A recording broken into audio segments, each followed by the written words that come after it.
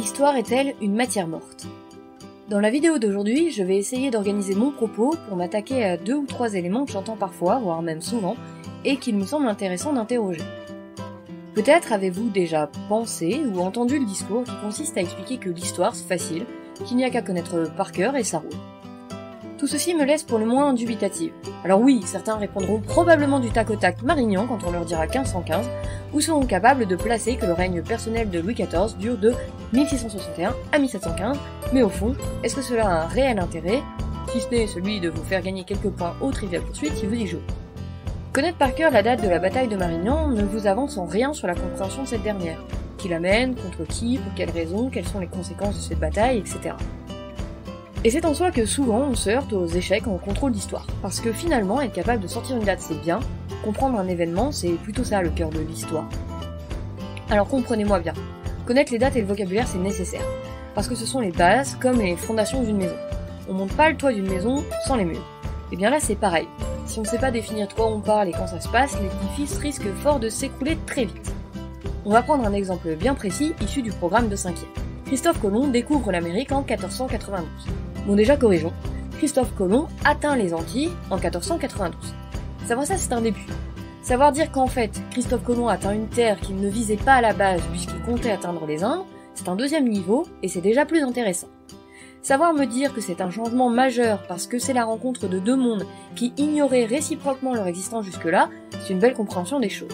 Savoir aussi ajouter que c'est une rupture importante parce que cet événement marque le début de l'intérêt des Européens pour les territoires que l'on va appeler le Nouveau Monde, mais aussi pour leurs denrées, là c'est très bien. Et le festival, c'est d'être capable d'expliquer pourquoi Christophe Colomb visait l'Inde à la base et quelles innovations techniques vont lui permettre d'arriver aux Antilles alors que les Européens ne l'avaient pas fait plus tôt dans l'histoire. Du coup, je comprends le désarroi d'un certain nombre de mes élèves qui apprennent par cœur leur définition et leur date, arrivent confiants à leur contrôle fort de cette idée que l'histoire c'est juste du par cœur et ressortent de là dépités parce qu'ils n'ont pas su répondre aux 3/4 des questions. Parce que finalement, vous pouvez aussi apprendre par cœur la date, les définitions, les participants, les causes, les conséquences d'un événement. Le fait de le savoir par cœur, juste par cœur, ça va disparaître très vite de votre esprit et en plus, ça va poser un problème, parce que face à une question qui sera formulée un petit peu différemment du cours, vous ne saurez pas répondre.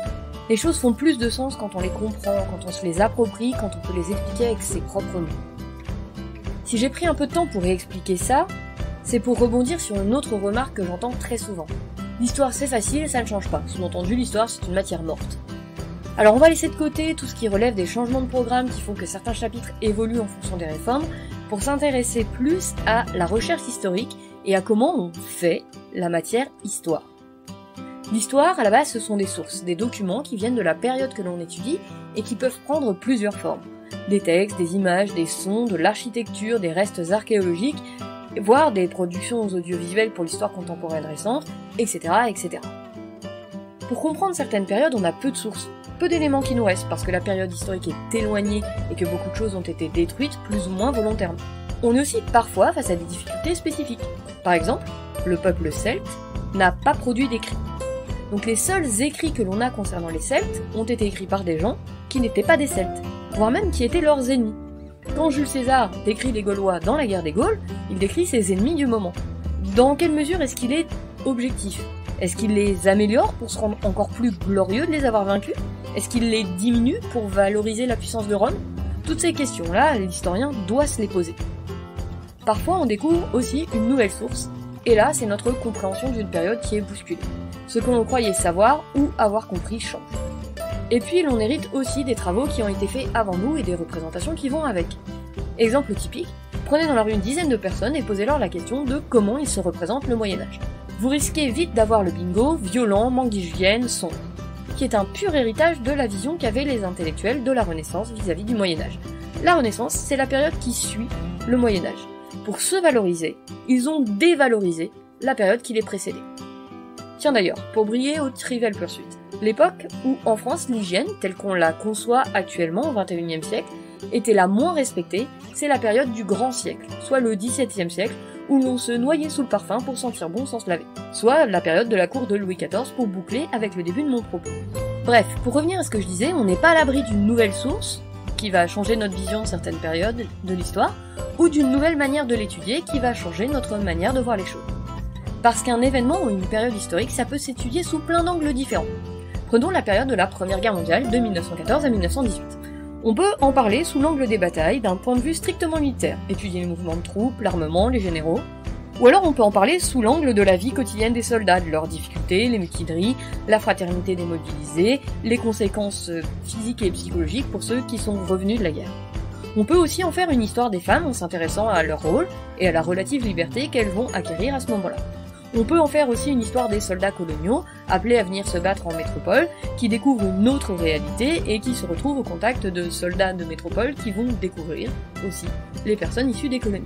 On peut en faire une histoire des paysages ravagés, ou une histoire des productions cinématographiques, ou alors une histoire très spécifique sur l'alimentation en temps de guerre. Tous ces ongles-là font une histoire de la période 14-18. Et tous sont intéressants. Et là, on va arriver à la partie de la vidéo qui va ne s'adresser qu'à mes élèves.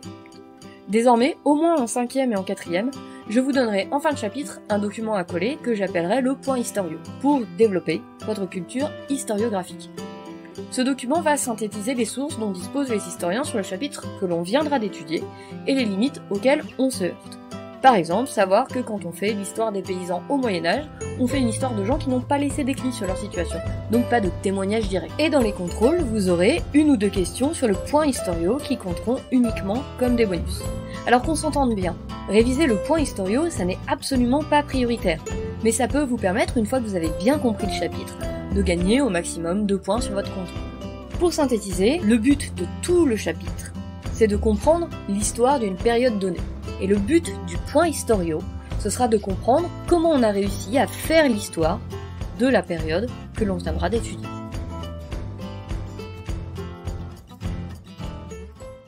Created using Powtoon.